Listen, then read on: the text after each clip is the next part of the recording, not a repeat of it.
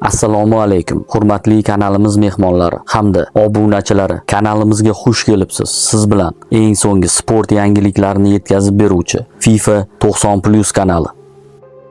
UEFA O'zbekiston milliy terma jamoasiga yangi murabbiy topishdan charchamagan bo'lsa, topilgan murabbiylar esa UEFA taklifini rad etishdan charchamadi. 2 oy davomida 4 ta murabbiy Joachim Löw, Paulo Bento, Slaven Bilic, Fabio Cannavaro kabi murabbiylardan rad javobini olgan UEFA e'tiborini Branko Ivankovichga qaratgan. Ma'lumotlarga ko'ra, murabbiy Eron va Xitoy termalari, shuningdek Xorvatiya, Xitoy, Saudiya Arabistoni hamda Birlashgan Arab Amirliklari klublarida faoliyat olib borgan. Ivankovichni sobiq tarjimonining aytishicha, murabbiyga O'zbekiston jiddiy qiziqish bildirmoqda. Ayni paytda muzokaralar davom etmoqda. 71 yoshli mutaxassisni so'nggi ish joyi Xitoy terma jamoasi bo'lib, murabbiy Xitoy terma jamoasini 2024-yilning 24-fevralidan 2025-yilning 26-iyuniga qadar boshqargan.